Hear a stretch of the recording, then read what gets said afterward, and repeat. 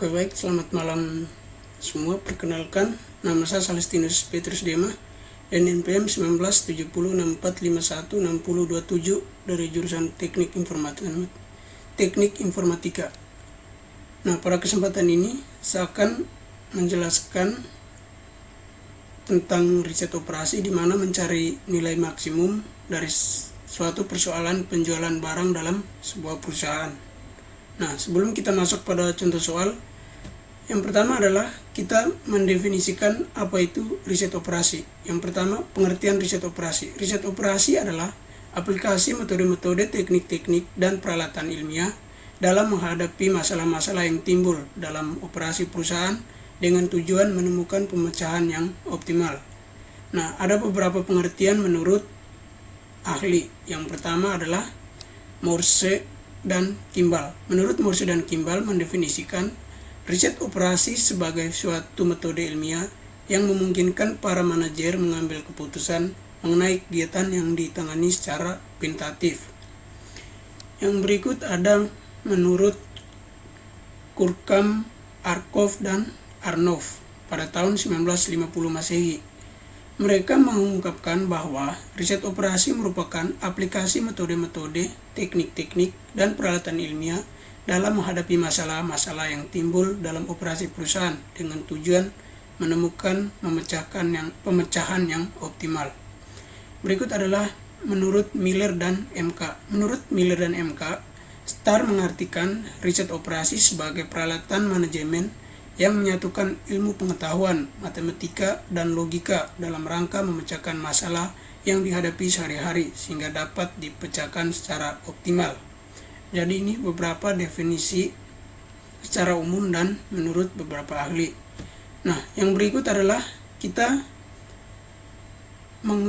mengertikan apa itu pemrograman linear.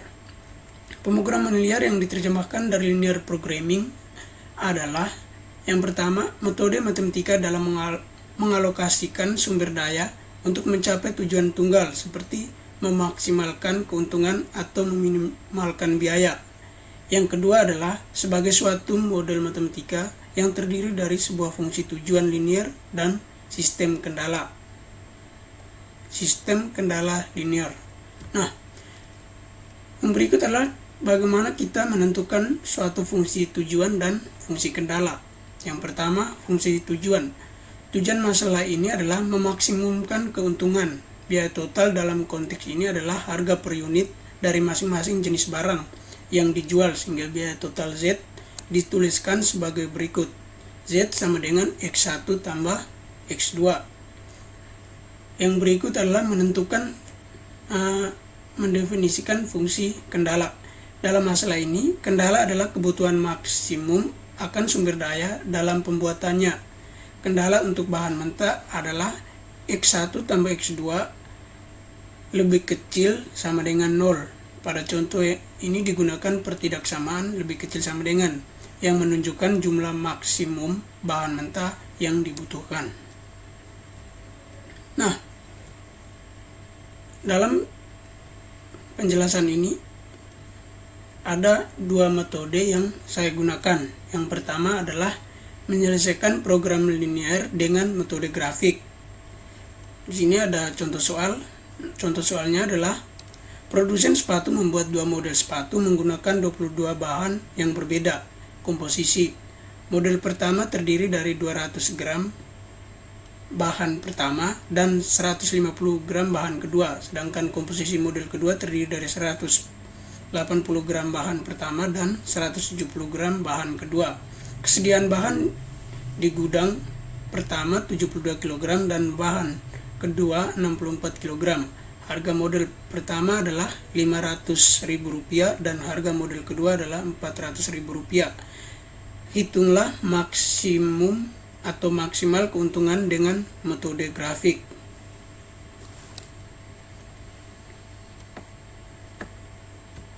Oke, untuk penyelesaiannya, yang pertama adalah kita membuat tabel.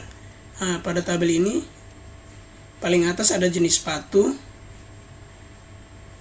bahan, dan harga. Nah, jenis sepatu ini ada model pertama dan model kedua, sedangkan ini adalah ketersediaan. Pada model bahan pertama,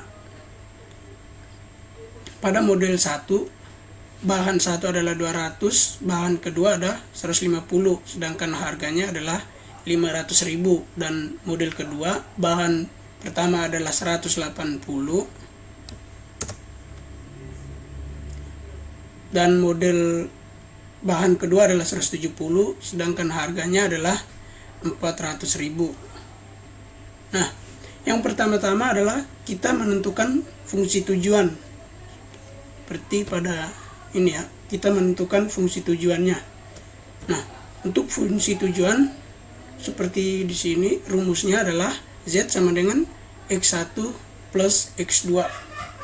Nah, Z sama dengan X1 plus X2, di mana X1 adalah harga pertama yaitu Rp500.000 dan X2-nya adalah harga kedua, harga model kedua yaitu Rp400.000.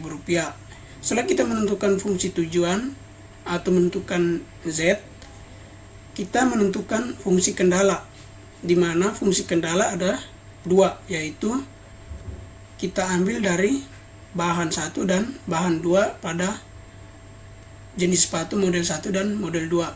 Nah, di sini pertama adalah jenis sepatu model 2, yaitu 200 X1 plus 180 X2 lebih kecil sama dengan 72.000. Nah, ini kita kecilkan dibagi 20.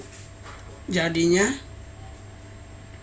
10X1 plus 9X2 lebih kecil sama dengan 36. Sedangkan pada model jenis sepatu model 2 terdapat 150X1 plus 170X2 lebih besar sama dengan 64.000.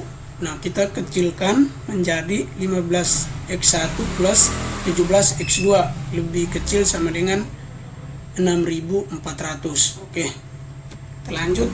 Nah, setelah kita menentukan fungsi tujuan dan menentukan fungsi batasan, yang berikut adalah kita meminimalkan Z. Di sini telah didapatkan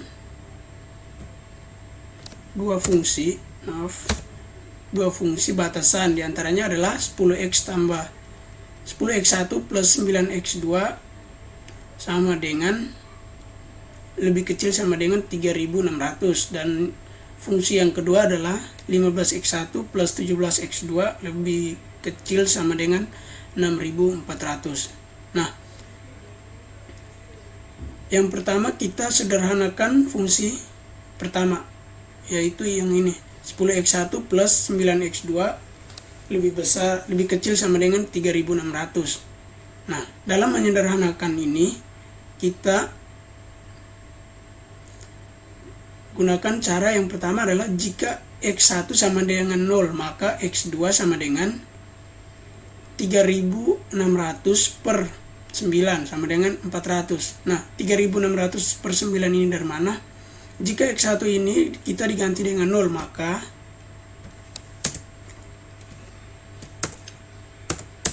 (10)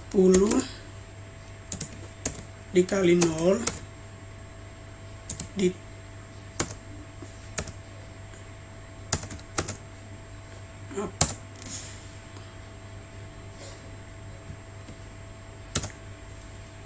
10 dikali 0 ini sama dengan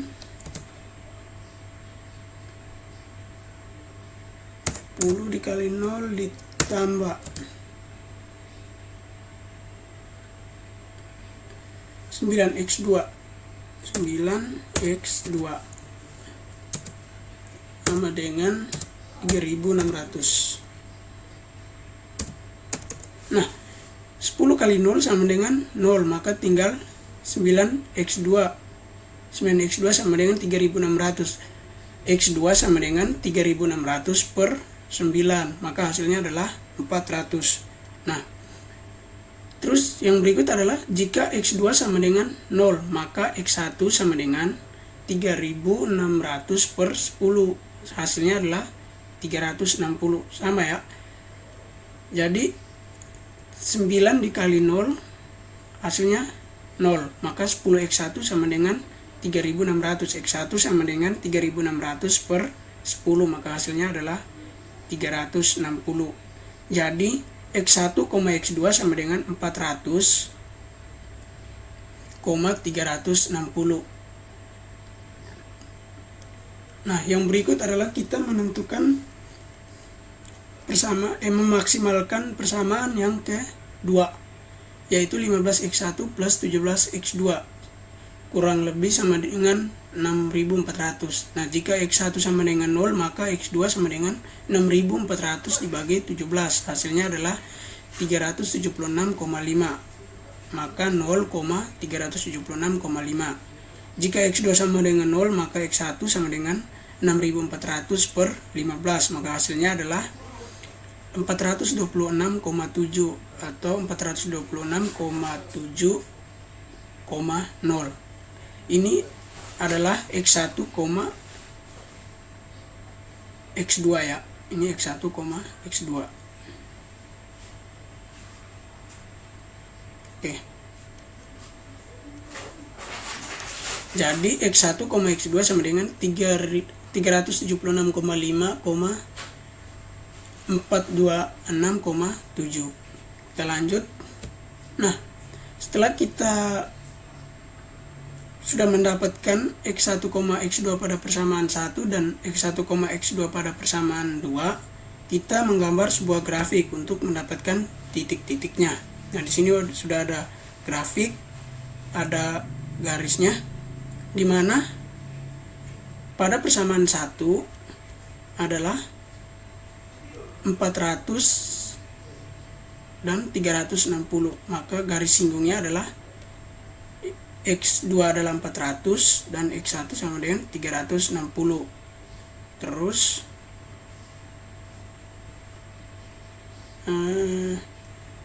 untuk persamaan 2-nya adalah 376,5,426,7, maka garis singgungnya adalah ini 376,5.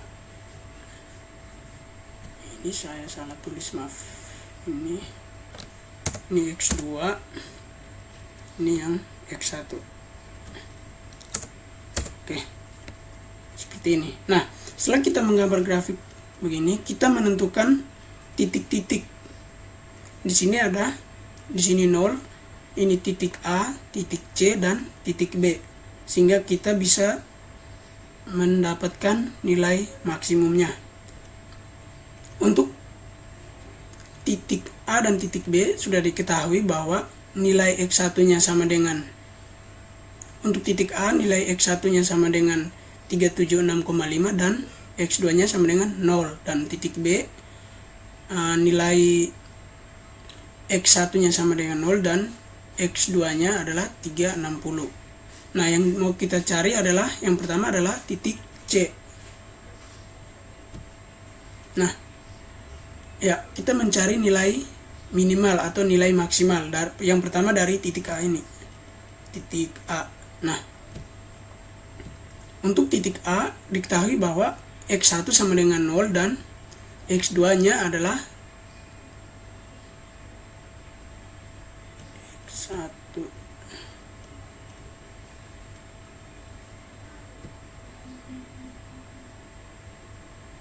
Ini x2, sorry, maaf.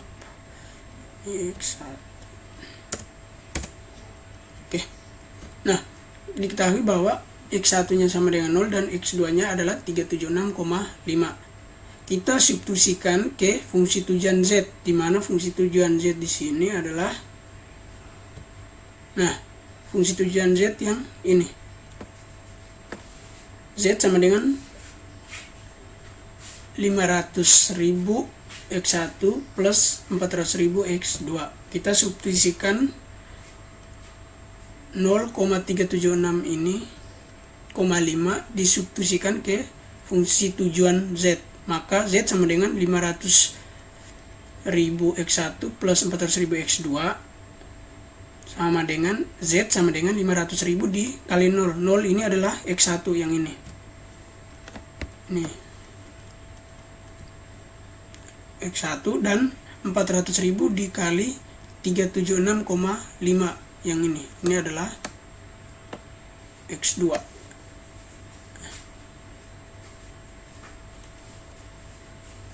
Ya, X2, maka hasilnya adalah 110.600.000. Oke, ini adalah hasilnya.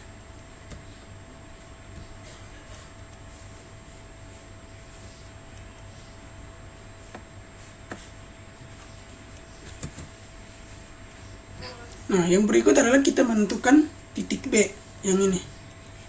Titik B di mana X1-nya adalah 360 dan X2-nya adalah 0.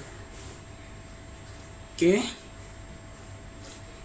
X1-nya adalah 360, X2-nya adalah 0. Kita substitusikan seperti pada titik A, substitusikan ke persamaan Z. Maka 500 dikali 500.000 dikali 360 tambah 400.000 dikali 0, maka hasilnya adalah 180 juta. Oke.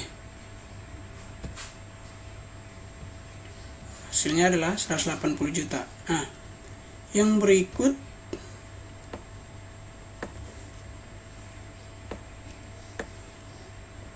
kita menentukan titik C, tapi di sini titik C-nya belum diketahui X1-nya berapa dan X2-nya berapa. Nah, caranya adalah kita menggunakan cara pertama, yaitu cara eliminasi dari dua persamaan yang dua persamaan ini kita eliminasi. Caranya adalah dengan eliminasi. Yaitu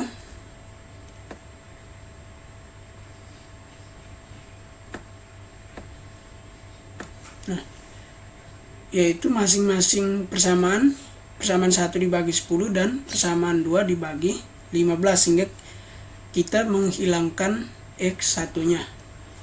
Jadi 15 kali 10 sama dengan 150 X1, 117 dikali 10 sama dengan 170 X2 sama dengan 64.000. Terus 10 kali 15 sama dengan 150, 9 kali 15 135 X2 sama dengan 54.000. Maka kita eliminasikan, kita kurangkan, maka 150 dikurang 150 habis, 170 dikurangi 135, maka hasilnya adalah 35 X2 sama dengan 64.000 dikurangi 54.000, maka hasilnya adalah 10.000.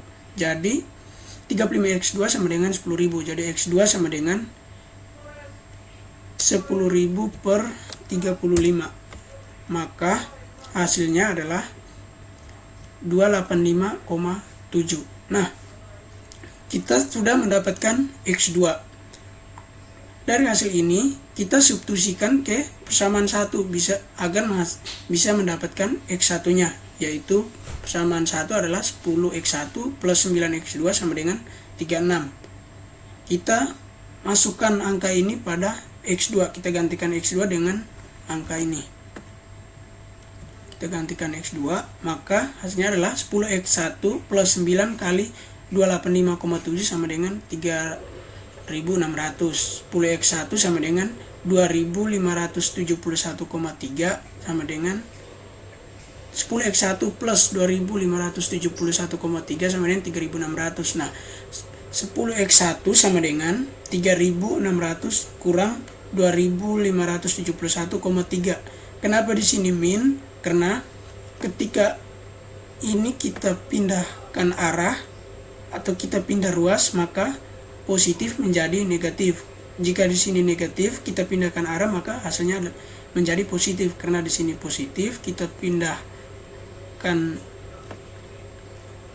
ruas, maka negatif. Maka 3.600 kurang 2.571,3 hasilnya adalah 1.028,7. Nah, X1 sama dengan 1.028,7 bagi 10, hasilnya adalah 102,87.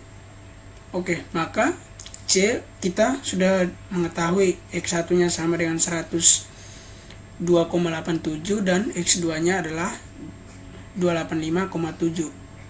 Setelah kita mendapatkan X1 dan X2 pada titik C, tinggal kita substitusikan ke persamaan Z seperti ini pada titik A dan titik B. Nah, udah kita tinggal masukkan Z sama dengan 500.000 X1 plus 400.000 X2 sama dengan 500.000 dikali X1 nya adalah 102,87 dan ditambah 400.000 dikali X2. X2 nya adalah 285,7. Maka hasilnya adalah 165.715.000.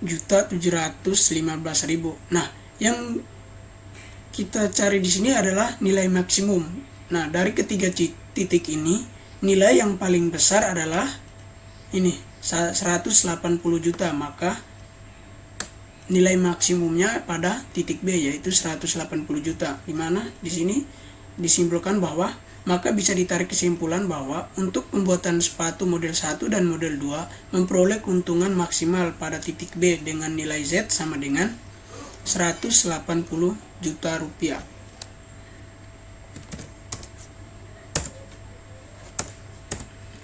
Oke. Nah, ini dengan menggunakan metode grafik. Yang berikut kita menggunakan metode simplex. Itu penyelesaian dengan metode simplex. Ada beberapa pengertian sedikit. Yang pertama, metode simplex merupakan metode yang biasanya digunakan untuk memecahkan setiap masalah pada pemrograman linear yang kombinasi variabel terdiri dari 3 variabel atau lebih. Yang kedua adalah metode yang secara matematis dimulai dari pemecahan dasar yang fleksibel atau basic flexible solution ke pemecahan dasar fleksibel lainnya yang dilakukan berulang-ulang atau interaktif sehingga tercapai suatu penyelesaian optimal. Nah, di sini saya pada metode simplex saya menggunakan contoh soal yang sama dan penyelesaiannya menggunakan metode simplex hingga kita dapat menyimpulkan hasilnya. Sama seperti pada metode grafik, kita membuat sebuah tabel. Oke.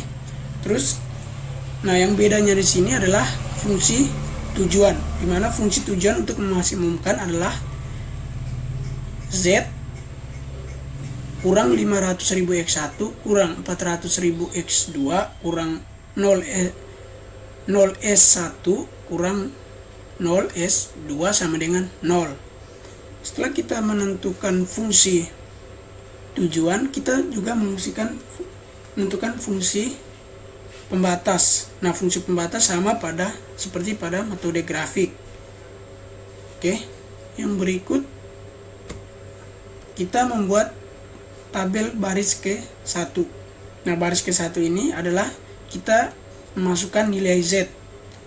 Kenapa di sini min? Karena seperti pada fungsi tujuan.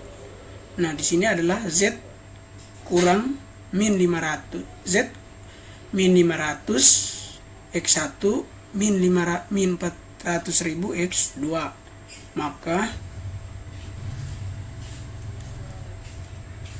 kita masukkan di sini. Oke. Ini min 5 X1 sama dengan min 500.000 dan X2 adalah min 400.000.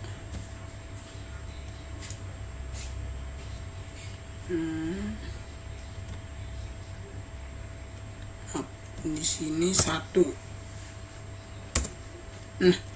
Maaf, di sini harusnya 1 sehingga pada tabel di sini adalah 1. Oke. Nah, setelah kita masukkan pada baris pertama, yang berikut kita membuat tabel lagi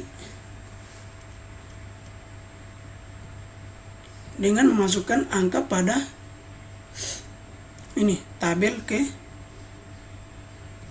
dan baris kedua dan ketiga, yaitu E1 sama dengan 10, 9, 1, 0 sama dengan 3600 dari persamaan 1 ya, persamaan yang ini. yang ini dari persamaan yang ini. Nah, ini pada baris kedua, dan kita masukkan angka-angka ini pada baris ketiga. Seperti ini, 15, X1 sama dengan 15, X2 sama dengan 17, S1 sama dengan 0, S2 sama dengan 1. Hasilnya adalah, NK-nya adalah 6400. Oke. Setelah kita mengisi semua kolom,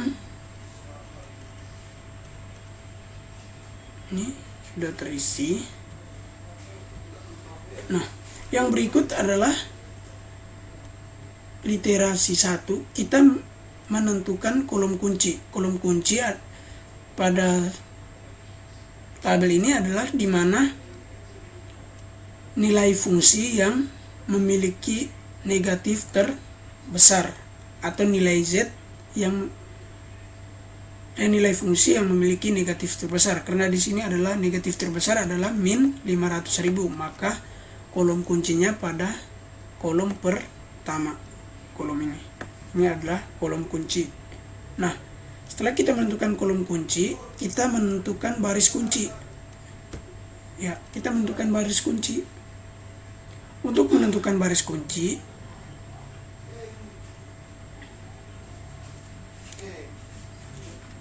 kita bagi ini NK dibagi angka pada kolom kunci sehingga menghasilkan indeks. Kita mencari indeks. Indeks ini dapat dari mana? Dari NK dibagi kolom kunci. Jadi 3600 dibagi 10 sama dengan 360, dan 6400 dibagi 15 sama dengan 640. Nah, untuk menentukan baris kunci, persyaratannya adalah indeks nilai positif pada indeks yang paling kecil. Ya, berarti di sini ada 360 dan 640, dan nilai positif yang paling kecil adalah 360, maka ini yang dinamakan baris kunci. Nah, setelah kita mengetahui kolom kunci dan baris kunci, kita menentukan angka kunci. Nih, angka kunci adalah 10 karena di mana dia diapiti oleh kolom kunci dan baris kunci, maka hasilnya adalah di sini. Ini 10 adalah angka kunci. Oke. Selanjutnya kita membuat baris kunci yang baru. Nah, untuk baris kunci yang baru, persyaratannya adalah nilai baris kunci lama dibagi angka kunci. Oke. Nah, karena di sini baris kuncinya adalah E1, maka yang pertama kita tentukan baris kunci baru adalah pada E1, tapi kita rubah di sini bukan E1 lagi tapi X1. Nah, ini udah ada hasilnya. Ini 10 dari mana? 10 dari 10 pada baris kunci lama dibagi angka kunci. Angka kuncinya adalah 10, dan 10 ini adalah baris kunci lama, maka 10 dibagi 10 hasilnya adalah 1. Oke, itu biar lebih jelas.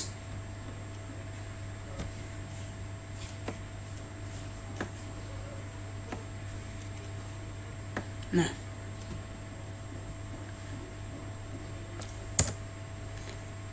nggak usah 10. Oke, yang pada X2 nya adalah 9 per 10. 9 per 10 ini dari mana?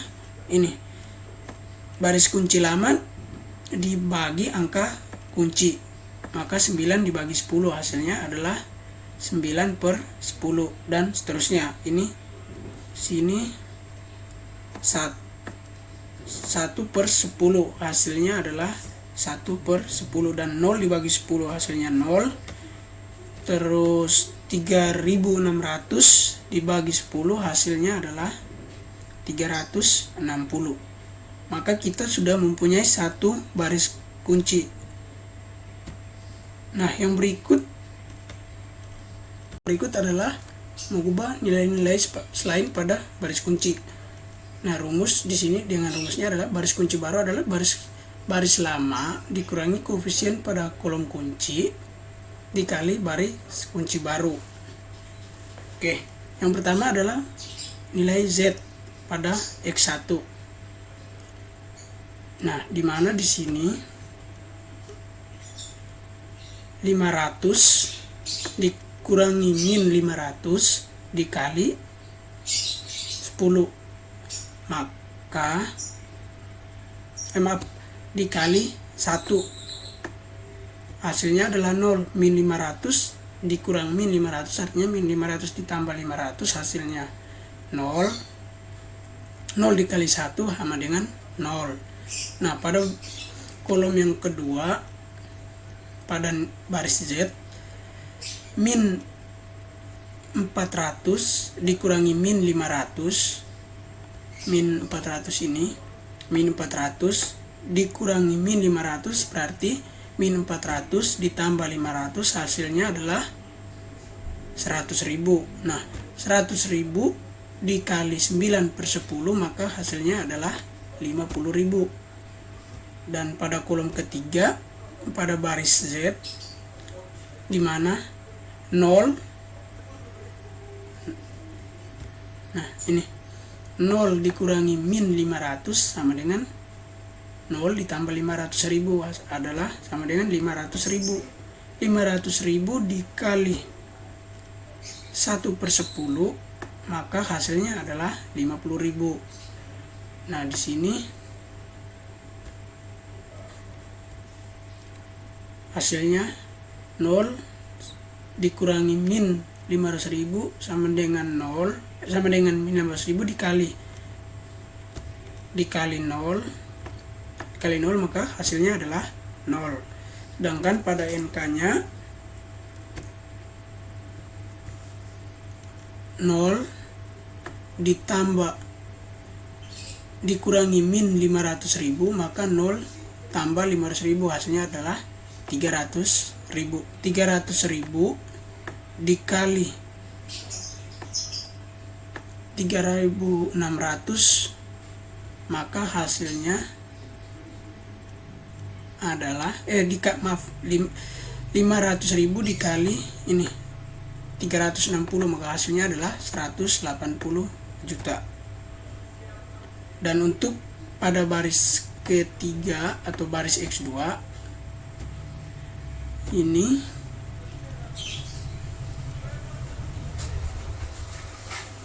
(15)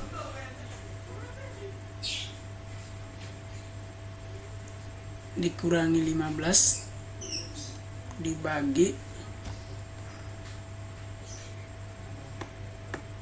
maka hasilnya seperti ini, sama seperti pada ini, dan hasilnya seperti ini. Oke, karena di sini tidak ada lagi nilai yang negatif pada baris pertama atau baris Z, maka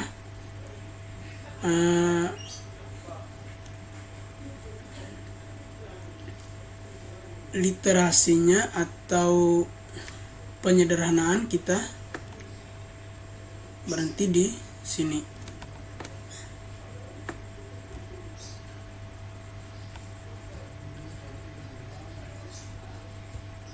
Oke.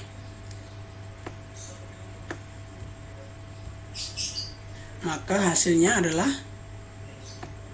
180 juta. Nah, dari kedua metode di atas yang sudah saya jelaskan, yaitu metode grafik dan metode simplex, dapat saya simpulkan bahwa dari penyelesaian soal di atas menggunakan dua metode, yaitu grafik dan metode simplex, dapat saya simpulkan bahwa hasil keuntungan maksimal dari sepatu model 1 dan model 2 yang didapatkan sama, yaitu Z sama dengan 180 juta rupiah. Oke, maka dapat dikatakan bahwa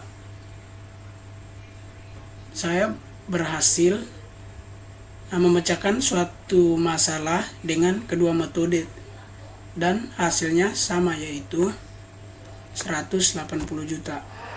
Ya, dimana ini metode simpleknya hasilnya 180 juta,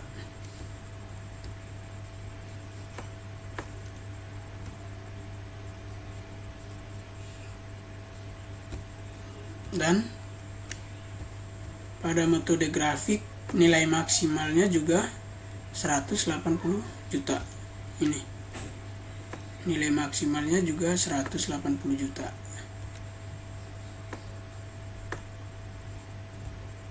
Oke.